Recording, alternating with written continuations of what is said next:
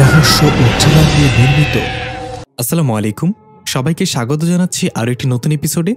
আজকের এই ঘটনাটি পাঠিয়েছেন গালিপাবরার। তাহলে চলে যাচ্ছি মূল ঘটনাতে। তার আগে সবার কাছে অনুরোধ থাকবে, যারা যারা চ্যানেলটি সাবস্ক্রাইব করেননি অবশ্যই সাবস্ক্রাইব করে নেবেন এবং লেখকের ফেসবুক পেজ ডিসক্রিপশন বক্সে দেওয়া আছে, অবশ্যই লাইক দিয়ে ফলো করে দিবেন। রাতের বেলা জাফর রুশদি হাত ছাদে দাঁড়িয়ে আছে। আকাশে অর্ধচাঁদটা হালকা জ্যোৎস্না ছাড়াচ্ছে। মাঝে মাঝে ছুটতে থাকা সাদা মেঘের আড়ালে ঢাকা পড়ছে। জাফর বলল, 1999 সালের আকাশটা একদম ভিন্ন, তাই না রুশদি? চারিদিকে তাকালে নেই কোনো জাঁকজমকপূর্ণ রং বেরঙের লাইট, নেই আকাশ ছোঁয়া দালান কোঠা, নেই কোনো কোলাহল আশেপাশে। অথচ আমাদের 2024টা দেখো, সবকিছু হাতের মুঠোয় থাকার পরেও আমরা সবসময় ডিপ্রেশনে ভুগি। আসলে প্রযুক্তি আমাদেরকে যতটা দিয়েছে তার চেয়ে বেশি কেড়ে নিয়েছে। রুশদি বলল, ঠিক বলেছ জাফা, আমার ইচ্ছে করছে আমি এই টাইমলাইনেই থেকে যাই সবসময়ের জন্য। আচ্ছা, এটা যেহেতু 1999 সাল, তাহলে এই টাইমলাইনে তোমার আর আমার জন্ম অলরেডি হয়ে গিয়েছে। চলো গিয়ে দেখে আসি ছোটবেলায় আমরা কি করছিলাম। পেছন থেকে ত্রিকালদর্শী বলে উঠল, না রুশদি, যা করতে এসেছ তাই করে ফিরে যাবে। বেশি কৌতূহল মানুষের জন্য বিপদ ডেকে আনে। জাফা রুশদি পেছনে তাকিয়ে ত্রিকালদর্শীকে দেখে বলল, আরে আপনি এখনো ঘুমাননি? ত্রিকালদর্শী বলল, এই কাজটা শেষ হওয়ার আগ পর্যন্ত ঘুমাতে আর পারলাম কই। জাফা বলল, আচ্ছা ত্রিকালদর্শী, 2324 সাল মানে তো প্রযুক্তিগত দিক দিয়ে অনেক এগিয়ে। তাদের কাছে অত্যাধুনিক যন্ত্র এবং অস্ত্র থাকবে, তারা অনেক শক্তিশালী হবে। আমরা খালি হাতে গিয়ে বেঁচে ফিরতে পারবো তো? ত্রিকালদর্শী বলল, এই জন্যই তো এখানে আসলাম। এটা আমার মাথায়ও ছিল। এই নাও, একটা মন্ত্রপুত বট গাছের গোটা। এটা খেতে সুস্বাদু হবে না, তবে খেতে হবে।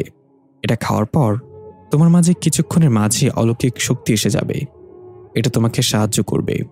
এই বলে বটগাছের গোটাটা জাফা হাতে দিলে ত্রিকালদর্শী রুশদি বলে, তাহলে আমাকে একটা গোটা দিন, আমিও তো যাচ্ছি সাথে। ত্রিকালদর্শী বলল, আচার বিলাইতেছিস নাকি? এই গোটা লক্ষ্যে একটা হয়। এটা আমার কাছে ছিল, সঠিক সময় এবং মানুষ খুঁজছিলাম ব্যবহার করার জন্য। জাফা বলল, ধন্যবাদ ত্রিকালদর্শী, তাহলে এটা আমাকে শক্তি দিবে ভেরিয়েন্টকে পরাজিত করার জন্য। ত্রিকালদর্শী চলে যেতে নিলে রুশদি ডাক দিয়ে বলল, আপনি তো ভবিষ্যৎ দেখতে পান, তাহলে বলেন আমরা বেঁচে ফিরতে পারবো কিনা 2324 সাল থেকে? আর আলিশার কি হবে? ত্রিকালদর্শী পেছনে তাকিয়ে মুচকি এসে বলল, যদি আমি বলে দিই কি হতে যাচ্ছে তাহলে সেটা হবেই না। এরপর দেখা গেল জাফর রুশদি যখন নির্দিষ্ট টাইমলাইনে পৌঁছালো তখন ভেরিয়েন্টার মাস্টার অত্যাধুনিক অস্ত্র দিয়ে তাদের আটক করে ফেলল। জাফর সুযোগ বুঝে বটগাছের গোটাটা মুখে নিয়ে জিহ্বার নিচে রেখে দিল। দৃশ্য চলমান পরিস্থিতিতে ফিরে এলো। ভেরিয়েন্ট উঠে ঠোঁটের রক্ত মুছে বলল, তাহলে প্রস্তুতি নিয়ে এসেছ, কিন্তু আমার সাথে পারবে না, কারণ এটা আমার টাইমলাইন। এই বলে হাতের ঘড়িটাতে টাচ করে একটা প্রোগ্রাম চালু করতেই চারপাশ থেকে কিছু আক্রমণাত্মক রোবট বের হয়ে এলো দেয়াল ভেদ করে। মাস্টার বলল, এগুলো এখনো পুরোপুরি প্রস্তুত না জাফা। ভেরিয়েন্ট এক ঘুষিতে মাস্টারকে ছুঁড়ে ফেলে বলল, তোর কথা শুনেই এখন এই পরিস্থিতি হয়েছে, চুপ করে শুয়ে থাক। তখনই রোবটগুলো জাফার উপর আক্রমণ শুরু করলো। 2 সেকেন্ডও টিকল না রোবটগুলো। জাফা চোখের পলকে এক একটা রোবটকে চূর্ণ বিচূর্ণ করে দিল। ভেরিয়েন্ট মাস্টারের দিকে তাকিয়ে বলল, এই ভাঙ্গারি বানানোর জন্য তোমাকে আমি ইনভেস্ট করেছিলাম। মাস্টার বলল, এগুলো এখনো প্রস্তুত হয়নি জাফা। ভেরিয়েন্ট একটা দীর্ঘশ্বাস ছেড়ে বলল, তাহলে যা করার আমারই করতে হবে। এই বলে ভেরিয়েন্ট এক ছুটে জাফার দিকে তেড়ে গিয়ে মুখ বরাবর ঘুষি মারল। কিন্তু জাফা সেটা খুব সহজেই ঠেকিয়ে দিয়ে ভেরিয়েন্টের কানে ফিসফিস করে বলল, আলিশা তোমার মেয়েও না, আমার মেয়েও না, কিন্তু আমি ওর মা হব।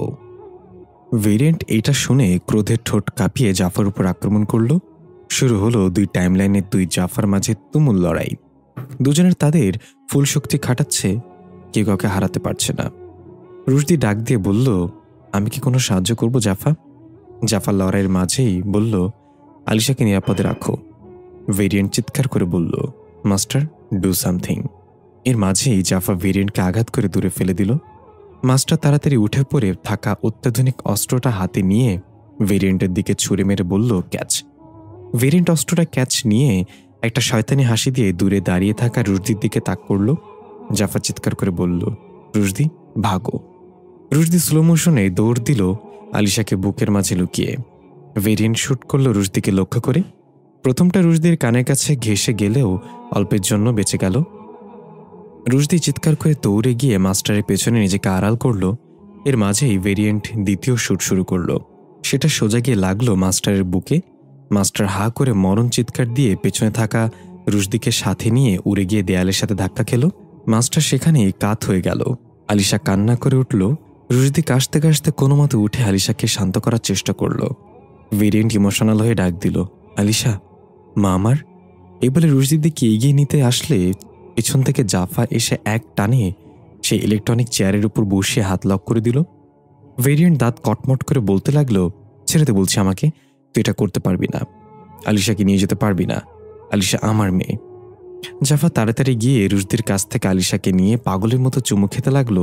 রুশদি বলল, জাফা, আমাদের যেতে হবে তাড়াতাড়ি। মনে আছে ত্রিকালদর্শী বলেছিল যা করার 1 ঘন্টার মাঝে করতে হবে। হিসাব মতে আর মাত্র 5 মিনিট বাকি আছে, সো যেতে হবে। জাফা আলিশাকে নিয়ে ভেরিয়েন্টের কাছে গিয়ে বলল, আমি জিতবো এই খেলায়, আর কখনো তুমি অতীতে যেতে পারবে না, কারণ তোমার মাস্টার ইজ গন। ভেরিয়েন্ট সারের মতো ধস্তাধস্তি করতে লাগলো চেয়ার থেকে নিজেকে ছাড়ানোর জন্য, কিন্তু পারল না। ভেরিয়েন্ট কর্কশ গলায় বলতে লাগলো, সত্য প্রকাশ পাবেই, তুমি সবাইকে ধোঁকা দিচ্ছ। আর কিছু বলতে নিলে জাফা ভেরিয়েন্টের মুখে কাপড় গুজে দিয়ে বলল, চুপ। রুশদি বলল, সে কি বলতে চাচ্ছিল জাফা, কিসের ধোঁকা? জাফা রুশদির কথা এড়িয়ে গিয়ে বলল, চলে যাওয়া যাক, ইচ্ছে তো ছিল একে মেরে ফেলি, কিন্তু ওর অস্তিত্ব মানেই আমার অস্তিত্ব। এ বলে জাফা রুশদির হাত ধরল। ত্রিকালদর্শীর কথা অনুযায়ী জাফা মাথায় 3টা টোকা দিয়ে ভেরিয়েন্টের দিকে তাকিয়ে অদ্ভুত একটা হাসিতে বলল, আলবিদা ভেরিয়েন্ট। ভেরিয়েন্ট মুখে চিৎকার করে কিছু বলতে চাইল, কিন্তু মুখে কাপড় গুজে থাকায় কোনো স্পষ্ট শব্দ বের হলো না। এদিকে ত্রিকালদর্শী সেই বৃত্তের মাঝে এখনও চোখ বন্ধ করে দাঁড়িয়ে আছে। তার পাশে বেতন কাটা এখনও শু করে ঘুরছে। অনুভব করতে পারল ওপাশ থেকে 3টা টোকার শব্দ ভেসে আসলো। ত্রিকালদর্শী একটা সাফল্যর হাসি দিয়ে বলে উঠল, ফিরে যাও তাহলে নিজস্ব টাইম লাইনে, আশা করি তোমাদের কাজ হয়ে গিয়েছে। দৃশ্য পরিবর্তন। 2024 সাল। চাঁদনি আর ফাল্গুনি হাতের যন্ত্রণায় কাতরাচ্ছা চিৎকার করছে। মাওলানা কোনো রকম পানি পড়া দিয়ে তাদের শান্ত রাখার চেষ্টা করছে। সাইফান পাশে দাঁড়িয়ে বলছে, প্লিজ হাত ছেড়ো না তোমরা, হয়তো এখনই ফিরে আসবে ওরা। ফাল্গুনি অন্য হাত দিয়ে ঠাস করে সাইফানের গালে চর বসিয়ে দিয়ে বলল, সে কখন থেকে একই কথা বলে যাচ্ছিস, চলে আসবে চলে আসবে, আসছে না কেন তাহলে? সাইফান গালে হাত দিয়ে বলল, বিয়ের আগে অ্যাকশন শুরু। চাঁদনি কাতরাতে কাতরাতে বলল, সাইফান ভাইয়া এদিকে আসো তো একটু। সাইফান বলল, দরকার নেই, আমি জানি তোমার হাত চুলকাচ্ছে এখন। মাওলানা হঠাৎ চোখ বন্ধ করে বলল, তুই চুপ কর, ওরা আসছে খুব নিকটে। বলতে না বলতেই জাফর রুশদির শরীর নড়ে উঠল হালকা। ধাপ করে আলিশা এসে সাইফানের কোলে পড়লে কান্না করতে করতে। জাফর রুশদির শরীরে আত্মা ফিরে এলো। দুজন হাঁপাতে লাগলো। চাঁদনি আর ফাল্গুনি অবশেষে হাত ছেড়ে দিয়ে জোরে জোরে নিঃশ্বাস নিতে লাগলো। মাওলানা একটা প্রাপ্তির হাসি দিয়ে পেছন থেকে চেয়ারে গিয়ে বসে পড়ল। সবার মুখে এক সাফল্যের হাসি। জাফর রুশদিকে জড়িয়ে ধরে কান্না করতে লাগলো। সবার মাঝে সাইফান আলিশাকে নিয়ে চুপচাপ দাঁড়িয়ে আছে। ফাল্গুনি বলল, কিরে তেমন চুপচাপ দাঁড়িয়ে আছিস কেন, মুখে হাসি কই তোর? সাইফান মলিন মুখে বলল, দি ভাই, তোর মেয়ে তার ঐতিহ্য ধরে রেখেছে, আসতে না আসতে আমাকে ভিজিয়ে দিয়েছে। এটা শুনে সবাই একসাথে হেসে উঠল। দৃশ্য পরিবর্তন। ভোরে জাফা আলিশাকে নিয়ে হাসপাতালের গেটের দিয়ে ঢুকল। আর তাতে হাসপাতালের পেছনে কবরস্থানে গিয়ে থামল। এদিক ওদিক তাকিয়ে রহস্যময়ভাবে এটা একটা ছোট্ট কবরের সামনে গিয়ে থামল। বোঝা যাচ্ছে এটা একটা ছোট্ট বাচ্চার কবর। জাফা কবরটার দিকে কিছুক্ষণ তাকিয়ে থেকে কোলে থাকা আলিশাকে উদ্দেশ্য করে বলল, তুমি শুয়ে আছো এখানে। পেছন থেকে একটা কণ্ঠ ভেসে এলো, তাহলে আমাদের মেয়ে মারা গিয়েছে তাই না জাফা? জাফা বুঝতে পারল এটা আর কেউ না, রুশদির কণ্ঠ। পেছনে না তাকিয়ে রহস্যময় একটা হাসি দিল জাফা। দৃশ্য শুরু হয় রহস্যের গোড়া থেকে। আমরা দেখতে পাই একটা কালো রঙের গাড়ি হাইওয়েতে ফুল স্পিডে ছুটছে। ঘড়িতে তখন রাত 2:03। গাড়ি ড্রাইভিং সিটে একজন মধ্যবয়সী ভদ্রলোক খুব দ্রুত গাড়ি ড্রাইভ করছে। কোট টাই আর কালো সুচ পরা লোকটা দেখে বোঝা যাচ্ছে বড় কোনো বিজনেসম্যান, তবে তার চেহারায় অদ্ভুত এক চিন্তার ছাপ। সে এসির মাঝেও ঘেমে যাচ্ছে, বারবার রুমাল দিয়ে ঘাম মুছছে চেহারার। হঠাৎ তার ফোনটা বেজে উঠল ক্রিং ক্রিং শব্দে। লোকটা ফোন রিসিভ করে লাউড স্পিকারে রেখে বলতে লাগলো, এই তো মা, চলে এসেছি প্রায়, আর একটু ধৈর্য ধরো। ওপাশ থেকে কোকড়ানো কণ্ঠে একটা মেয়ে বলছে, বাবা তুমি আজকেও লেট? আমি হাসপাতালে একা, আমার খুব ভয় করছে বাবা।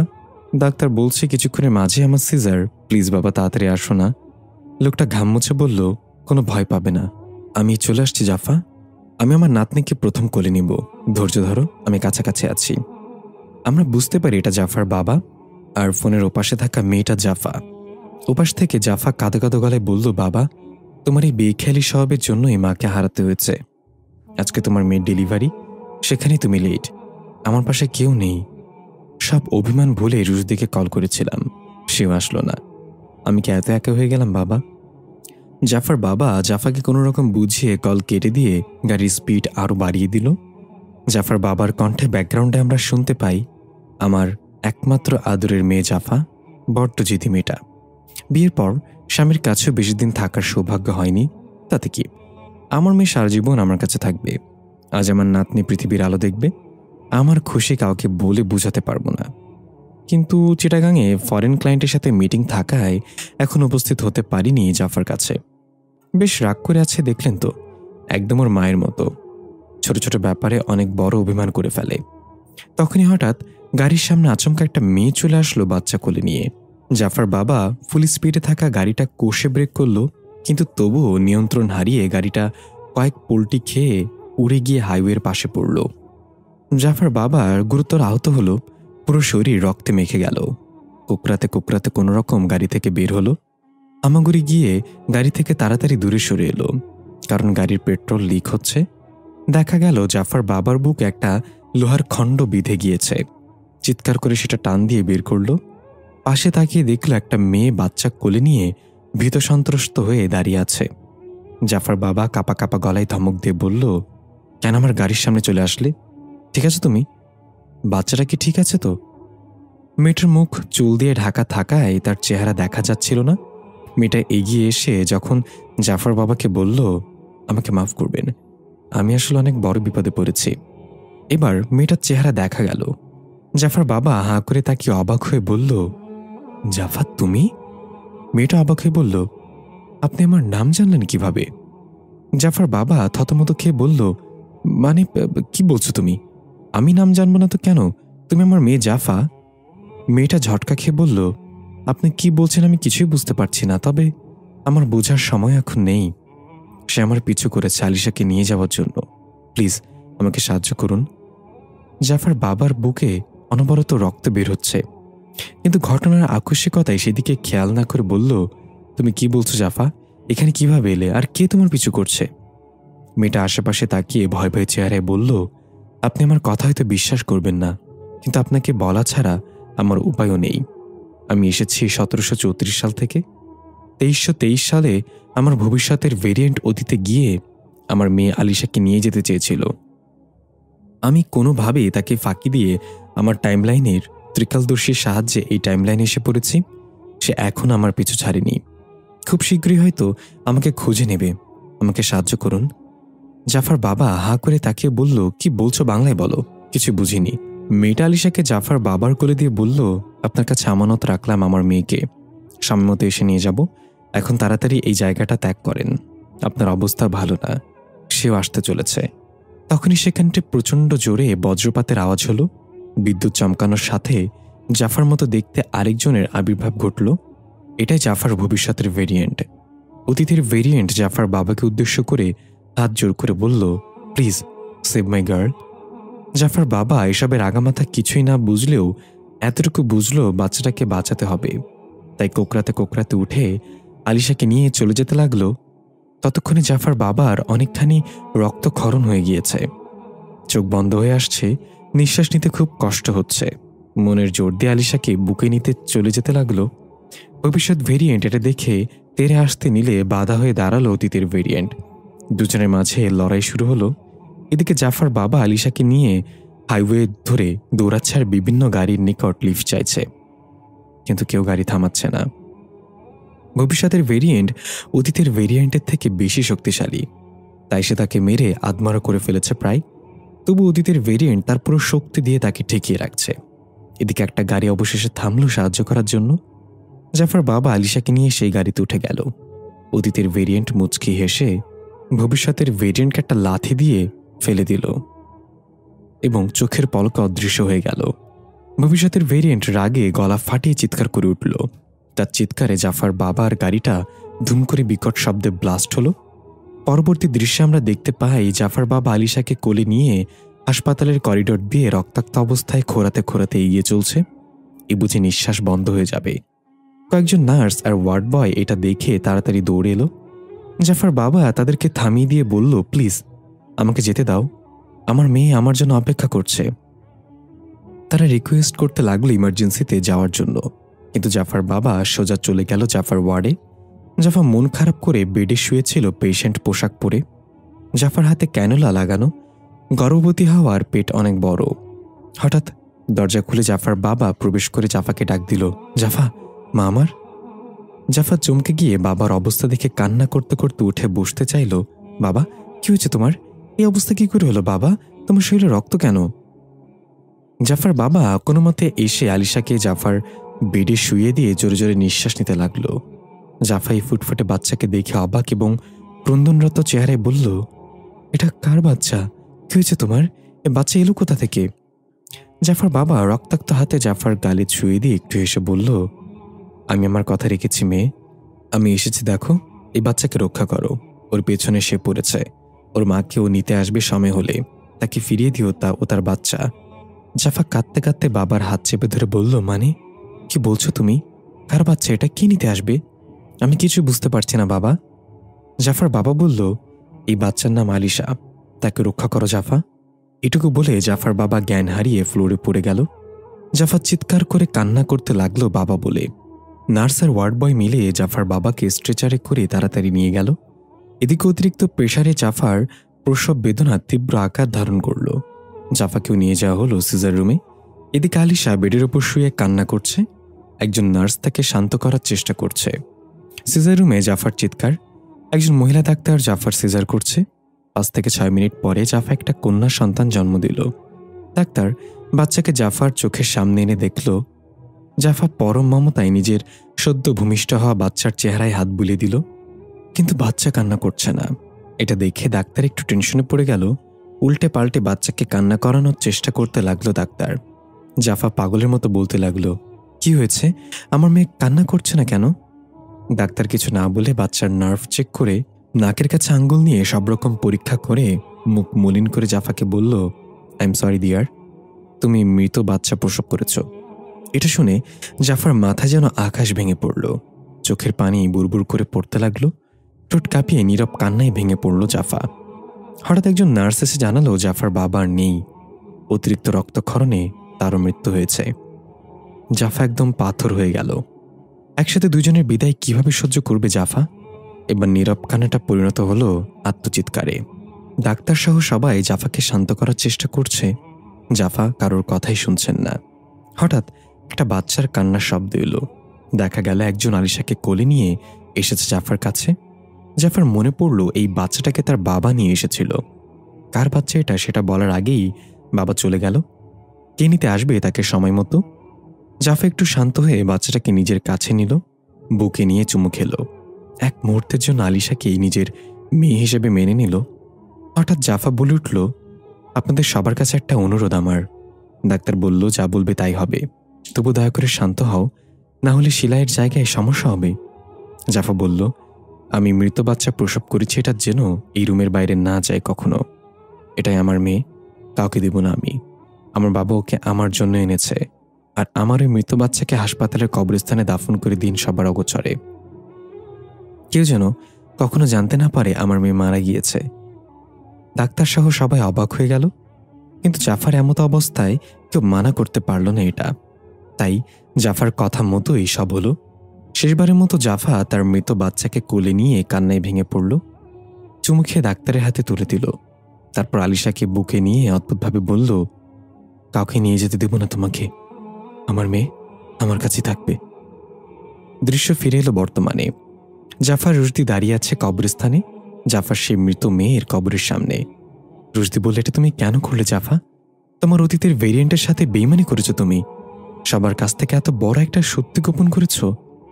জাফা কর্কশ গলায় বলল, আমি যা করেছি আমার মেয়ের জন্য করেছি। রুশদি প্রচণ্ড রেগে ঝাঁঝালো কণ্ঠে বলল, এটা তোমার মেয়ে না জাফা, যার মেয়ে সে নিতে এসেছিল তাকে। তুমি ধোঁকা দিয়ে তাকে তার টাইম লাইনে ফিরে দিয়েছ। শুধু তাকেই ধোঁকা দাওনি, তুমি মাওলানাকে ধোঁকা দিয়েছ, ত্রিকালদর্শীকে ধোঁকা দিয়েছ, সবার বিশ্বাস নিয়ে খেলেছ। জাফা এক ধাক্কায় রুশদিকে ফেলে দিয়ে গজগজ করতে করতে বলল, আলিশা এখন আমার মেয়ে, আর আমার মেয়ের জন্য আমি পুরো পৃথিবীকে ধোঁকা দিতে পারি। এখন তুমি আমাকে নীতিবাক্য শোনাতে এসেছ? কোথায় ছিলে যখন আমি হাসপাতালের বেডে একা শুয়ে কাতরাচ্ছিলাম? আমাকে সাহস দেওয়ার মতো কেউ ছিল না সেদিন। আমার বাবা তাড়াহুড়া করে আমার কাছে আসতে গিয়ে মারা গিয়েছে। তবু সে যেতে যেতে আমার জন্য এই উপহার রেখে গিয়েছে। তুমি কি করেছো আমার জন্য? যখন তোমার সঙ্গে আমার খুব দরকার ছিল তখনই তোমাকে আমি আমার পাশে পাইনি। এখন তুমি আমাকে কোন সাহসে বোঝাতে আসো কোনটা ঠিক আর কোনটা ভুল? এটুকু বলে জাফা কাঁপাতে লাগলো। যার আগে জাফার পুরো চেহারা কাঁপছিল, সাথে বেহিসাব এক অভিমানের চোখের পানি। রুশদি নিজেকে শান্ত করে উঠে দাঁড়িয়ে জাফার হাত ধরে বলল, আমি মানি আমি ভুল করেছি। প্রয়োজনের সময় আমি তোমার পাশে ছিলাম না, কিন্তু তাই বলে তোমার ভুলটাকে আমি সাপোর্ট করতে পারি না জাফা। জাফা তাচ্ছিল্যের হাসি দিয়ে বলল, বোবা শিখায় আমাকে কিভাবে কথা বলতে হবে, আর বয়রে অভিযোগ আমি নাকি ভুল বলছি। এই বলে জাফা রুশদির হাত ছিটকা মেরে ছেড়ে দিয়ে আলিশাকে নিয়ে হনহন করে হেঁটে চলে গেল। রুশদি তার নিজের মেয়ের কবরের সামনে হাঁটু গেড়ে বসে নিজের অজান্তেই চোখের পানি ছেড়ে দিল। কবরের ওপর হাত বুলিয়ে বলতে লাগলো, আমাকে ক্ষমা করে দাও মা, আমি কখনো একজন ভালো বাবা হতে পারিনি, ভালো স্বামী হতে পারিনি, আমি ব্যর্থ। দৃশ্য পরিবর্তন। চাঁদনি বরাবরের মতো তার বান্ধবীদের কাছে ঢপের ঝুড়ি নিয়ে বসেছে। বান্ধবীরা ফুচকা খাচ্ছে আর চাঁদনির সাথে তাল মেলাচ্ছে।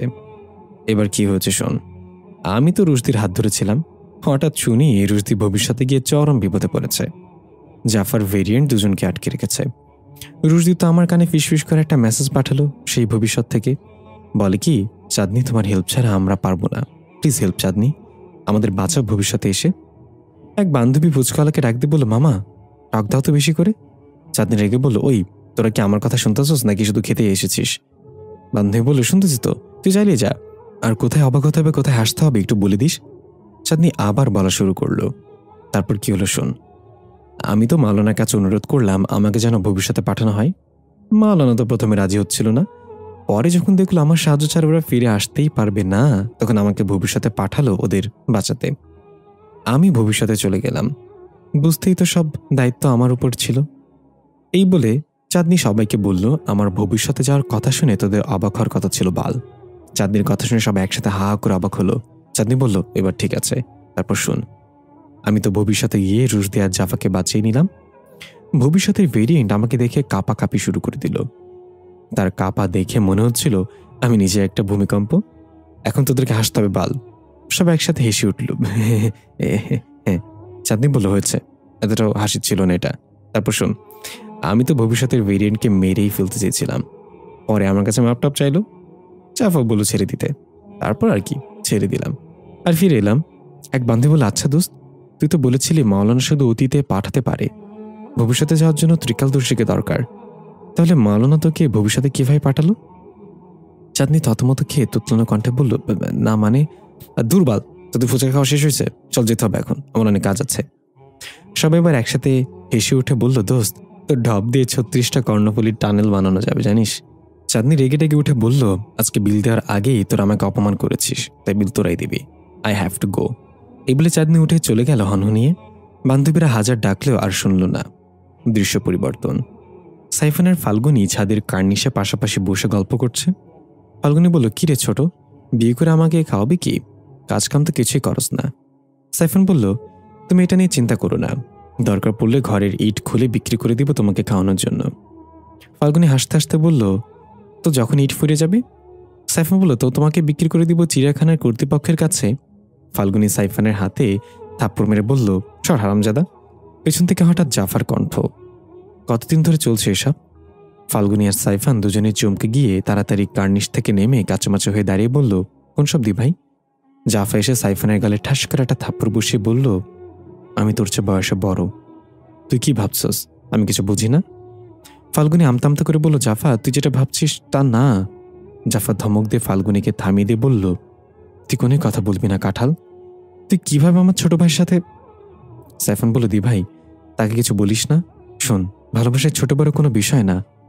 ফাল্গুনি বলল, না রে, ছোট বড়ই সব থেকে বড় বিষয়। সাইফান বলল, আরে ঘুচু, আমি বয়সের কথা বলছি। কোন কথা কোথায় নিয়ে যাও? জাফা এবার ফিক করে হেসে দিয়ে বলল, তোর আমাকে না জানিয়ে রিলেশনে কিভাবে গেলি? সাইফান না হয় আমাকে জানাতে পারিনি, কিন্তু কাঁঠাল, তুই তো আমাকে বন্ধু হিসেবে সবার আগে জানানোর কথা ছিল।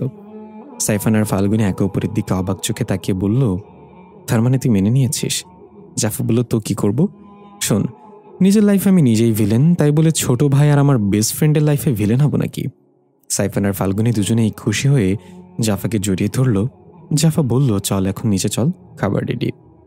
ফাল্গুনি বলল, আচ্ছা জাফা, নিজের লাইফে নিজেই ভিলেন মানে এটা বুঝতে পারিনি। জাফা একটু অদ্ভুত হাসি দিয়ে বলল, সবকিছু বুঝতে হয় না কাঁঠাল। দেখা গেল রুশদি খাবার টেবিলে মন খারাপ করে বসে আছে।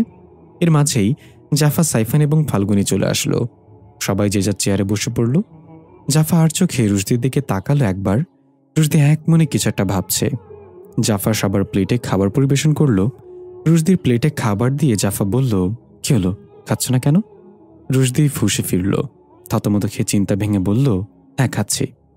রুশদি জাফার দিকে একবারও তাকালো না, চামচ দিয়ে খাবার নাড়াচাড়া করছে। জাফা নিজে না খেয়ে এক দৃষ্টিতে রুশদির দিকে তাকিয়ে আছে। এদিকে সাইফান আর ফাল্গুনি এসব লক্ষ্য না করে আস্তে আস্তে খেয়ে যাচ্ছে নিজেদের মতো করে। রুশদি চামচে খাবার নিয়ে ধীরে ধীরে মুখে নিল। জাফার মুখে রহস্যময় এক পৈশাচিক হাসি ফুটে উঠল। সাইফান এবং ফাল্গুনি খাবার টেবিলে মাথা দিয়ে অজ্ঞান হয়ে পড়ে আছে। দেখা গেল জাফা রুশদির নিথর দেহ টানতে টানতে নিয়ে যাচ্ছে একটা রুমের দিকে। জাফার চেহারায় এখন আর সেই মায়াবী ভাবটা নেই। দেখে মনে হচ্ছে কোনো হিংস্র ক্ষুধার্ত হায়না তার শিকার পেয়ে গিয়েছে। রুশদিকে নিয়ে চেয়ারের সাথে বেঁধে ফেলল। এরপর এসে সাইফান আর ফাল্গুনিকে অন্য একটা রুমে রেখে বাইরে থেকে লক করে দিল। তারপর কিচেনে গিয়ে সবজি কাটার ছুরিটা কোমরে গুজে ঢেকে নিল। এরপর নিজের রুমে এসে ঘুমন্ত আলিশাকে কোলে নিয়ে চলে গেল রুশদির কাছে। রুশদি এখন অজ্ঞান, মাথা কাত করে চেয়ারে বসে আছে বাঁধা অবস্থায়। হঠাৎ এক জোক পানি এসে পড়ল রুশদির মুখে। রুশদি কোনো রকমে হুঁশে আসলো। ঝাপসা চোখে জাফাকে দাঁড়িয়ে থাকতে দেখল আলিশাকে কোলে নিয়ে। বুঝতে পারল হাত পা চেয়ারের সাথে বেঁধে রাখা হয়েছে। জোর খাটাতে লাগলো নিজেকে ছাড়ানোর জন্য, কিন্তু পারল না। রুশদি কর্কশ গলায় বলল, কি হচ্ছে এসব জাফা? খাবারের সাথে কি মিশিয়েছিলে? আর আমাকে বেঁধে রেখেছ কেন? পাগল হয়ে গেছ? জাফা আস্তে আস্তে রুশদির কাছে এসে একটু ঝুঁকে রুশদির চোখে চোখ রেখে বলল, বলেছিলাম তোমাকে আমার মেয়ের জন্য আমি পুরো পৃথিবীর বিরুদ্ধে দাঁড়াতে পারি, তবু তুমি মাওলানার কাছে গিয়েছিলে কবরস্থান থেকে। তুমি কি ভেবেছ তোমার আলিশাকে আমার কাছ থেকে আবার অতীতে পাঠিয়ে দিবে? রুশদি চোখ রাঙিয়ে বলল, আমার এক ভুলে তুমি আমার কাছ থেকে হারিয়ে গিয়েছিলে, আবার কোনো ভুলে তোমাকে হারাতে চাই না।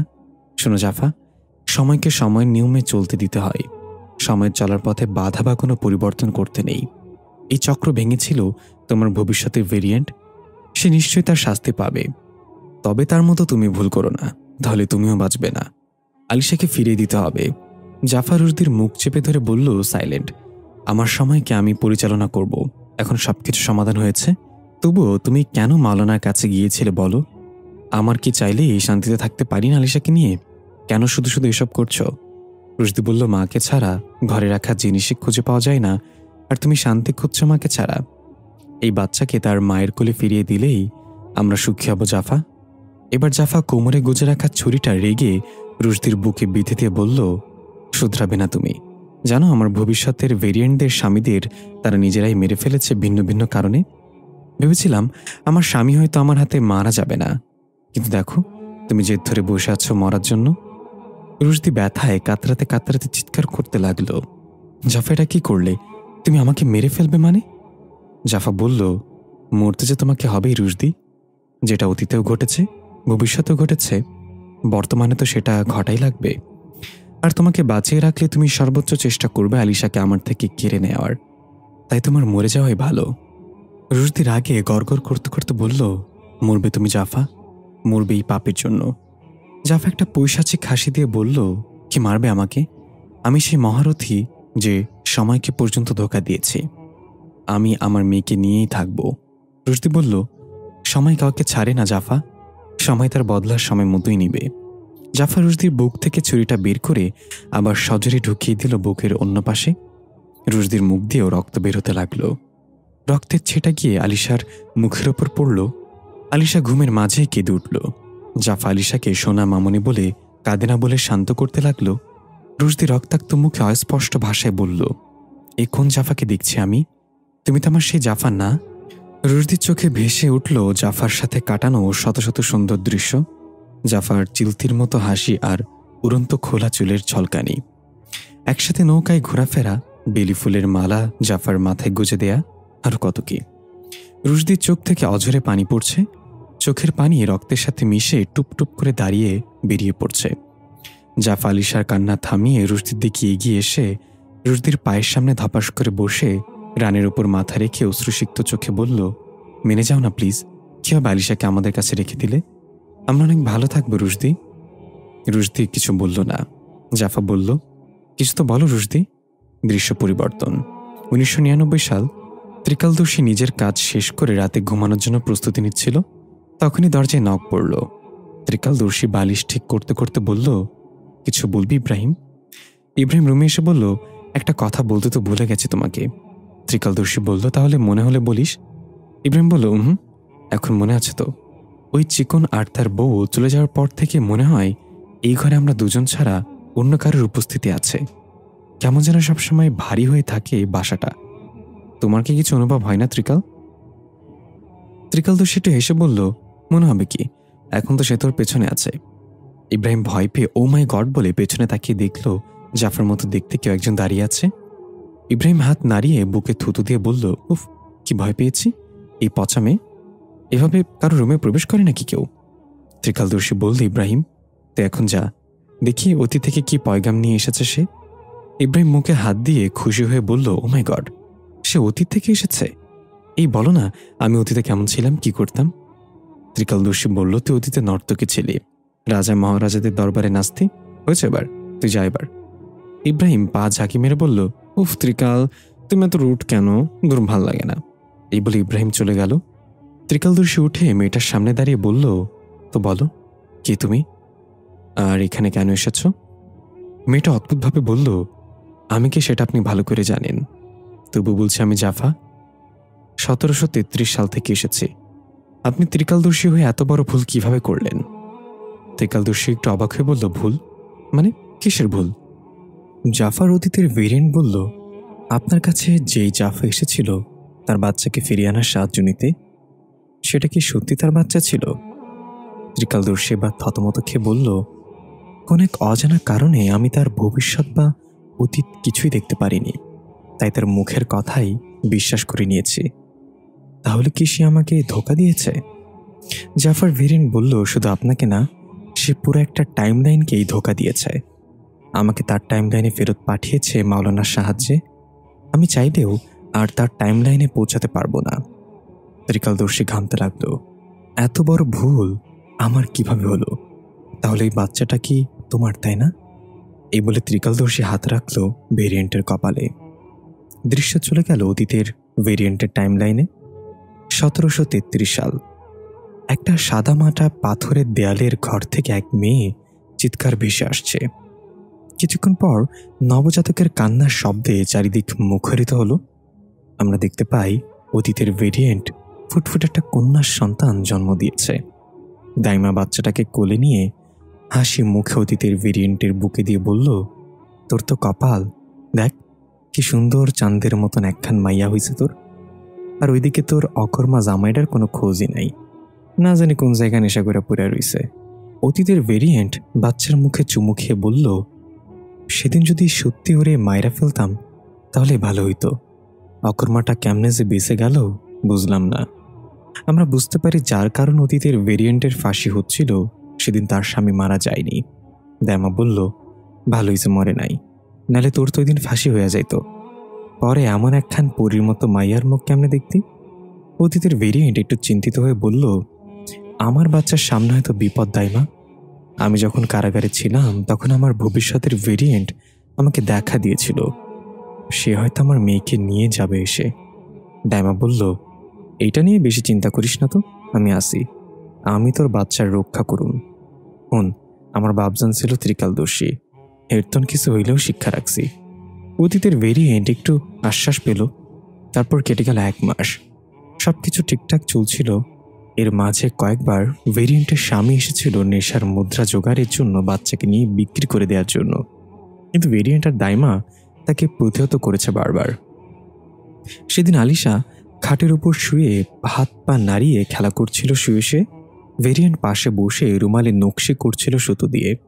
তখনই তার মাতাল স্বামী প্রবেশ করল ঘরে। তবে এবার তার পেছনে অন্য কাউকে দেখা যাচ্ছে। একটা মেয়ে কোকড়া চুলের, অদ্ভুত একটা মাস্ক দিয়ে মুখ ঢেকে রাখা, টাইট ফিট পোশাক আর চোখে কালো রঙের কিছু একটা দেয়া। অতীতের ভেরিয়েন্ট রাগে গজগজ করতে করতে বলল, তুই আবার এসেছিস হতচ্ছাড়া, এবার সাথে কাকে নিয়ে এসেছিস? স্বামী আওড়াতে আওড়াতে বলল, শোন, এবার ভালো পার্টি নিয়ে আসছি, অনেক মুদ্রা দিবে আমাদের, বাচ্চাটাকে দিয়ে দে, আমরা বড়লোক হয়ে যাবো এত মুদ্রা দিবে সে। অতীতের ভেরিয়েন্ট সামনে থাকা একটা তরবারি খপ করে ধরে স্বামীর দিকে তাক করে বলল, আগেরবার বেঁচে গিয়েছিস, এবার আর বাঁচবি না বলে দিলাম, সময় থাকতে চলে যা। আমরা জানি আগেরকার যুগে সব ঘরেই তরবারি রাখার নিয়ম ছিল নিজেদের রক্ষার্থে। স্বামীর সাথে আসা সে এক সাইডে দাঁড়িয়ে আছে চুপচাপ। স্বামী রেগে গিয়ে বলল, তোরে ভালো কথায় ধরবে না বুঝছি, কি হবে এই বাচ্চাটা দিয়ে? বিক্রি করে আমরা বড়লোক হয়ে যাই, তারপর আবার বাচ্চা হবে আমাদের, জেদ করিস না জাফা। অতীতের ভেরিয়েন্ট তরবারি আরও শক্ত করে ধরে বলল, আর একবার শুধু বলবো, চলে যায় এখান থেকে, তোরই পার্টি নিয়ে, না হলে দুজনকে মেরে ফেলবো। এটা শুনে তার স্বামী আরও রেগে গিয়ে অতীতের ভেরিয়েন্টের ওপর আক্রমণ করল। নেশাগ্রস্ত থাকায় অসাবধানতা বশত সোজা উল্টে গিয়ে তরবারির ওপর পড়ল। তরবারি পেটের এপাশ দিয়ে ঢুকে ওপাশ দিয়ে বের হয়ে গেল। তার স্বামী সেখানেই দাপাতে দাপাতে শেষ নিঃশ্বাস ত্যাগ করল। অতীতের ভেরিয়েন্টের মুখে হাত দিয়ে চিৎকার করে পিছিয়ে গেল। চিৎকার শুনে দাইমা দৌড়ে এলো। এসে স্বামীর মৃতদেহ দেখে বলল, এটা কি করেছিস তুই?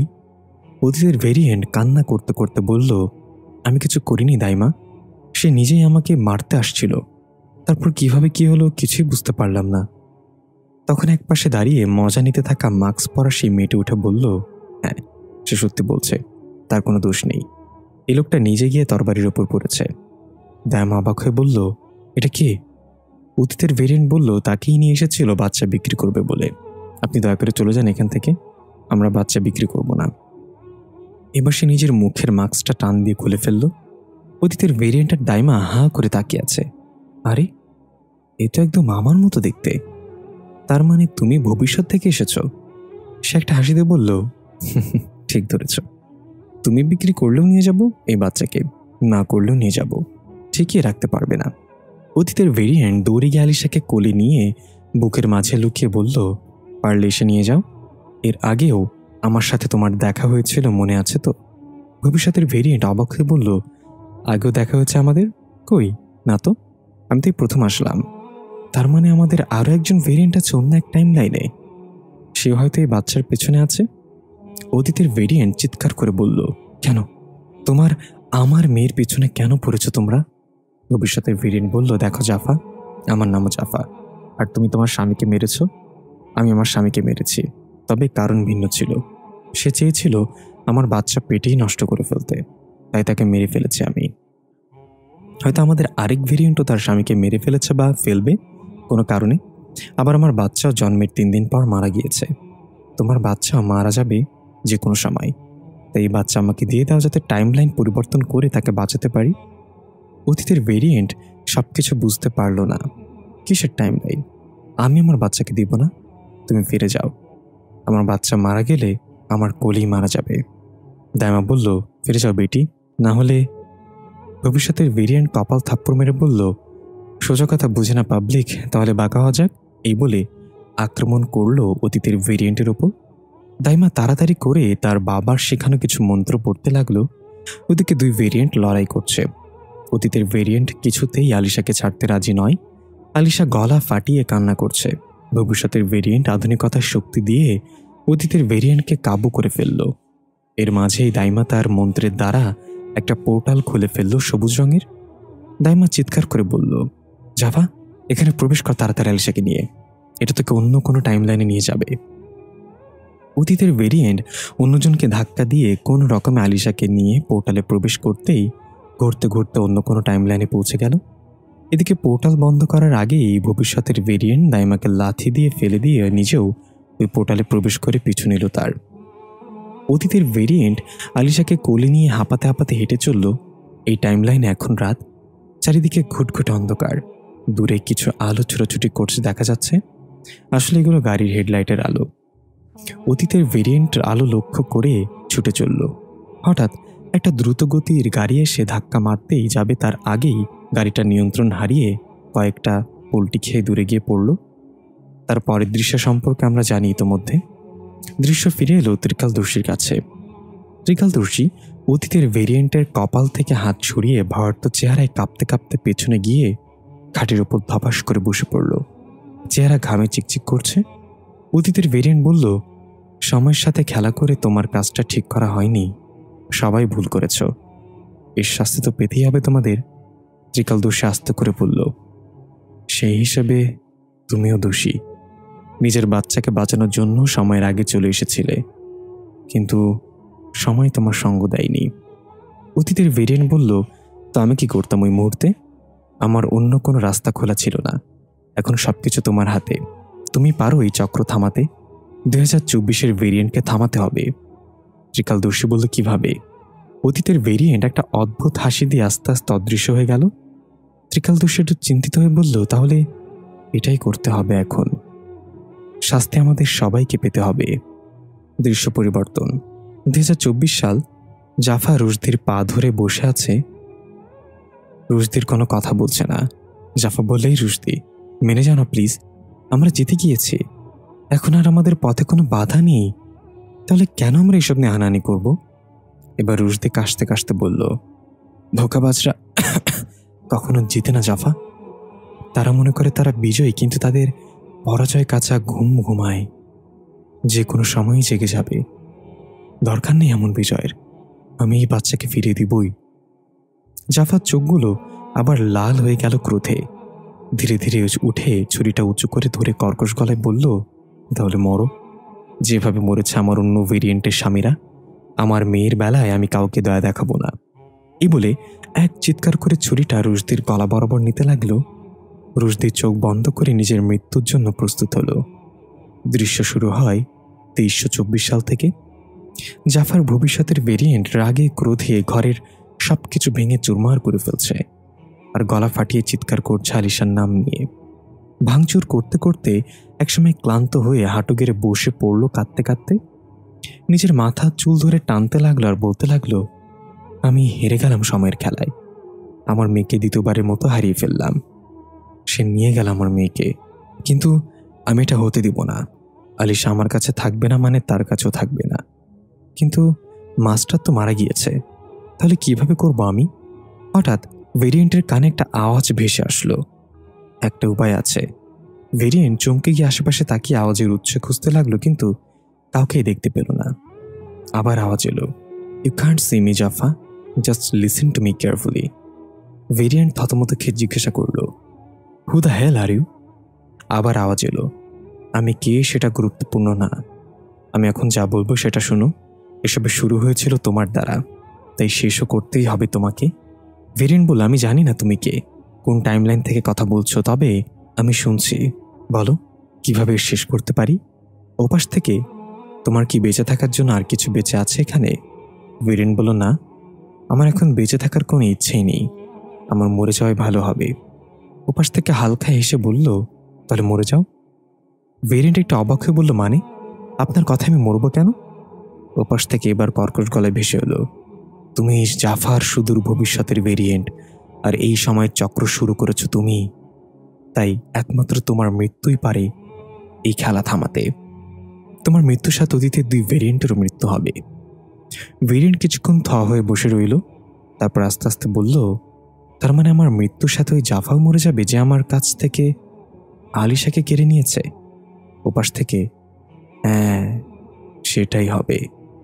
শুধু তাই না, তোমার মৃত্যুর সাথে মৃত্যু হবে ওইসব আত্মার যারা এই সময়ের খেলায় একটু হলেও জড়িয়েছে।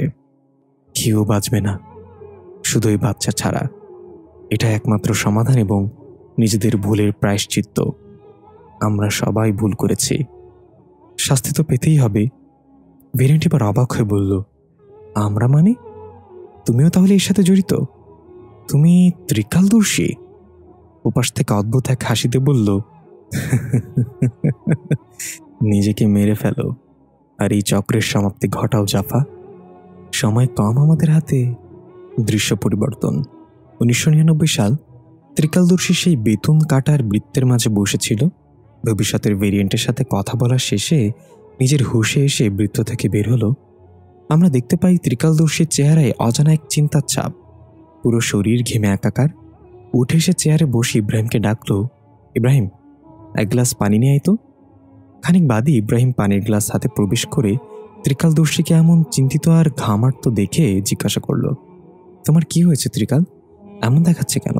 আমাকে বলো। ত্রিকালদর্শী পানির গ্লাসটা নিয়ে পানি খেয়ে আস্তে করে বলল, আচ্ছা ইব্রাহিম, আমরা তো এই পৃথিবীতে আপন বলতে কেউ নেই। আমি যদি মরে যাই তাহলে কান্না করার মতো কেউ নেই। খুব একটা লস হবে না আমি মরে গেলে, তাই না? ইব্রাহিম ভয় পেয়ে বলল, হায় আল্লাহ, এসব কি অলক্ষণে কথাবার্তা? হঠাৎ করে মরার কথা কেন বলতেছ? ত্রিকালদর্শী একটু হেসে বলল, শোন, মানুষ তার লাইফে 3টা সময় খুবই ভিআইপি হয়। যখন সে জন্ম নেয়, যখন তার বিবাহ হয়, আর যখন সে মারা যায়। সবাই এসে বলে মুহরমের চেহারাটা একটু দেখি। আর মৃত্যুর পর যখন লাশটা তার প্রিয় মানুষগুলোকে কান্না করতে দেখে, তখন চিন্তা করে বেঁচে থাকতে তো কেউ মূল্য দিল না, তাহলে এখন কেন মায়া দেখাচ্ছে সবাই? আসলে মৃত্যু আমাদের জন্য একটা উপহার, যা প্রিয় মানুষগুলোকে বুঝিয়ে দেয় আমরা তাদের জীবনে কি ছিলাম। দেখা গেল ত্রিকালদর্শীর চোখে পানি। ইব্রাহিম জিজ্ঞেস কিছুতেই বুঝতে পারল না। ধপাস করে ত্রিকালদর্শীর পায়ের কাছে বসে বলল, আমি জানি না তুমি এসব কথা কেন বলছো। তুমি আমার কাছে আমার সবচেয়ে আপনজন, আমার কাছের মানুষ। আমি অন্য সবার থেকে আলাদা হওয়ায় আমার মা বাবাও আমার পরিচয় দেয় না, ঘর থেকে বের করে দিয়েছে। রাস্তায় রাস্তায় মানুষের কটু বাক্য শুনতাম রোজ। সামান্য খাবারের জন্য মানুষের হাতে পায়ে ধরতাম, বিনিময়ে মিলত নোংরা প্রস্তাব আর বাজে কথা। মনে হতো কি জানো, একটা কুকুরের জীবন আমার চেয়ে অনেক ভালো। আমাকে তো সেই সৃষ্টিকর্তাই বানিয়েছে যে তোমাদেরকে বানিয়েছে, তাহলে আমাকে কেন সবার চেয়ে আলাদা করে দেখা হয় সমাজে? এসব হতাশায় নিজেকে শেষ করে দিতে চেয়েছিলাম, কিন্তু তখন তুমি ফেরেশতার মতো আমার জীবনে এলে, আমাকে বেঁচে থাকার অনুপ্রেরণা দিলে। আমাকে বোঝালে পৃথিবীর মানুষগুলো অসুন্দর হলেও পৃথিবী অনেক সুন্দর। তুমি না থাকলে আমি কবেই মরে যেতাম। জানো ত্রিকালদর্শী, তোমার কিছু হয়ে গেলে আমি পাগল হয়ে যাব সত্যি সত্যি। এটুকু বলে ইব্রাহিম কান্না করে দিল। ত্রিকালদর্শী ইব্রাহিমকে শান্ত করে বলল, আমরা সবাই মরণশীল। কবরস্থানের বাইরে এটা লেখা নেই যে 80 বছরের পরেই আসবে মৃত্যু? মৃত্যু বয়স দেখে না, তাই আমাদের উচিত সবসময় প্রস্তুত থাকা। এখন যা তুই, আর শোন, কাল সকালে আমার ঘুম থেকে উঠতে দেরি হবে, তুই আমাকে ডাকিস না। ইব্রাহিম বলল, ঠিক আছে, কিন্তু ঘুম থেকে উঠতে ভুলে যেও না আবার। দৃশ্য পরিবর্তন। 1733 সাল। দেখা যাচ্ছে জাফর অতীতের ভেরিয়েন্ট কোদাল দিয়ে একটা গর্ত খুঁড়ছে, একদম কবরের মতো।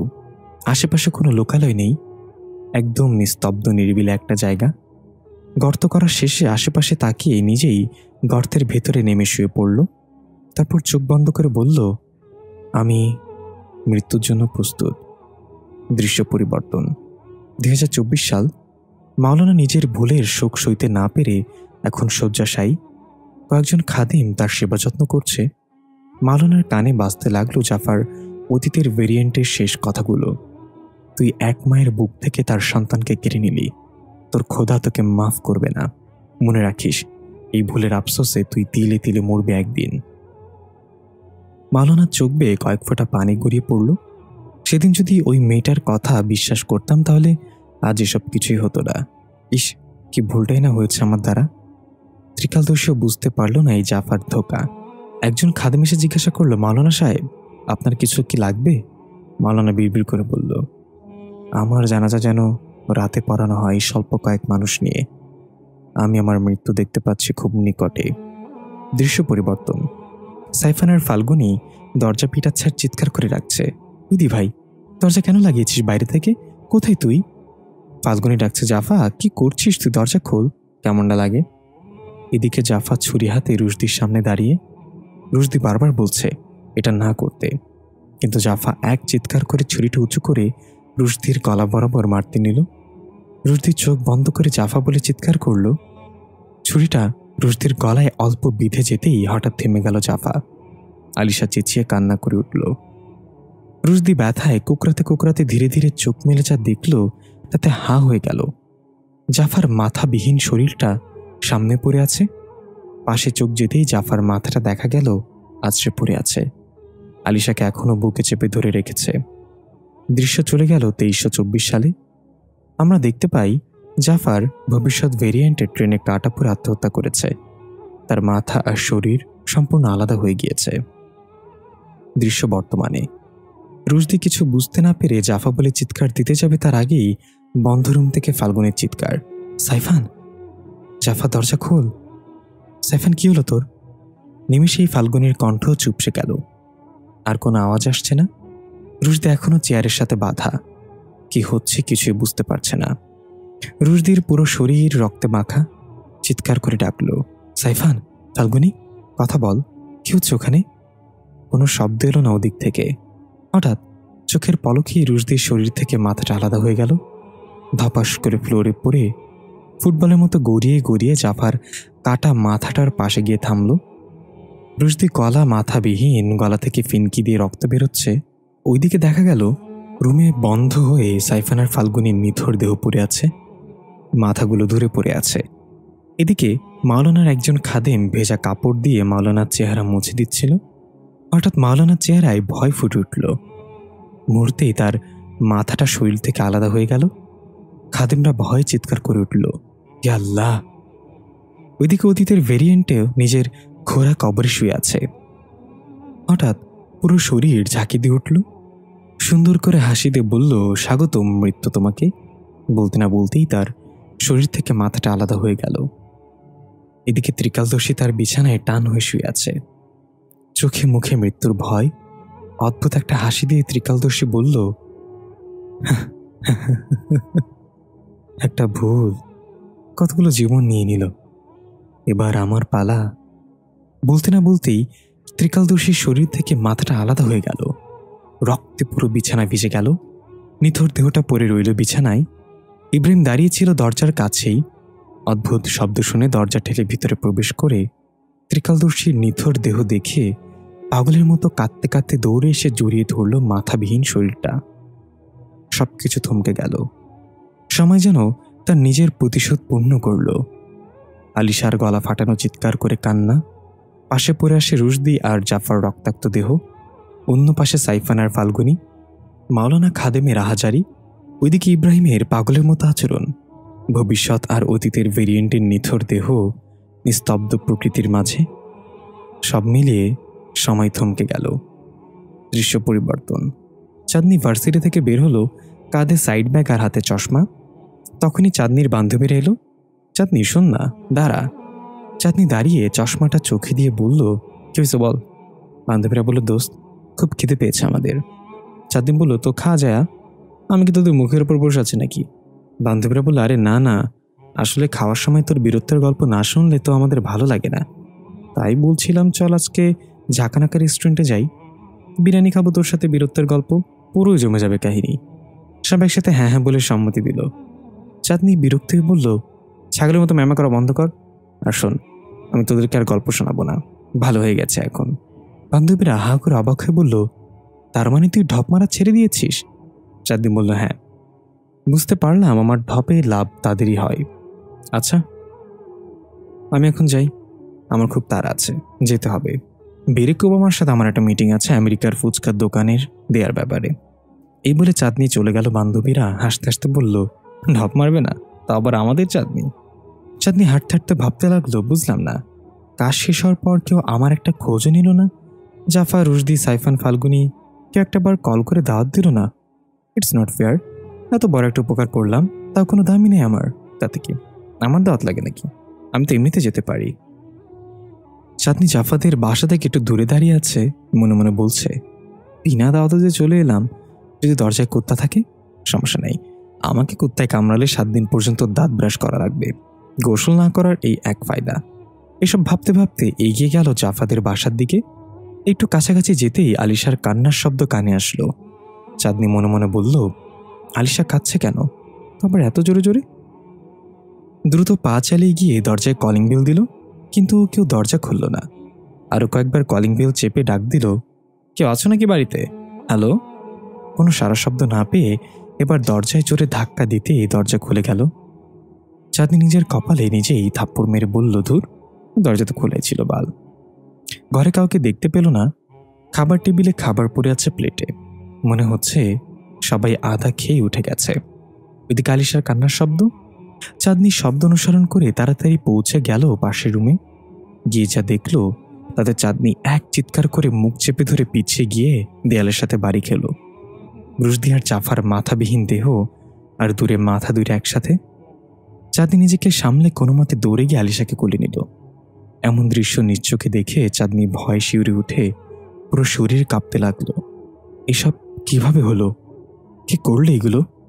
চাঁদনির মাথায় কিছুই ঢুকলো না। তাড়াতাড়ি আলিশাকে নিয়ে রুম থেকে দৌড়ে বের হতেই চোখ গেল অন্য পাশে একটা বন্ধ রুমের দিকে।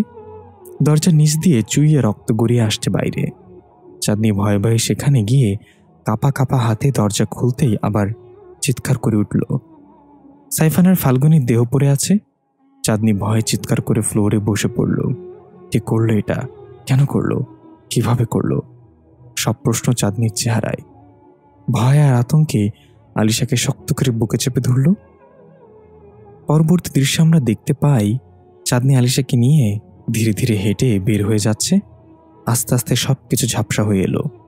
চাঁদনির চলে যাওয়ার সাথে ব্যাকগ্রাউন্ডে আমরা ত্রিকালদর্শীর সেই কণ্ঠে শুনতে পাই, সময়ের সাথে চালাকি করতে নেই কখনো, সময়কেও তার নিজস্ব নিয়মে চলতে দিতে হয়। এই মহাবিশ্ব সময়ের চক্রে আবদ্ধ। সময়কে কেউ চ্যালেঞ্জ করলে সময় তার থেকে সব কিছু কেড়ে নেয়। তবে সময় কখনো অবিচার করে না। সব কিছুর বাইরে গিয়ে মুক্তি দিল এই নিষ্পাপ বাচ্চা আর একজন সত্তাকে, যে এই বাচ্চার দেখভাল করবে। তবে হতে পারে পেছনেও কোনো রহস্য লুকিয়ে আছে, যা সময় তার সময় মতোই প্রকাশ করবে।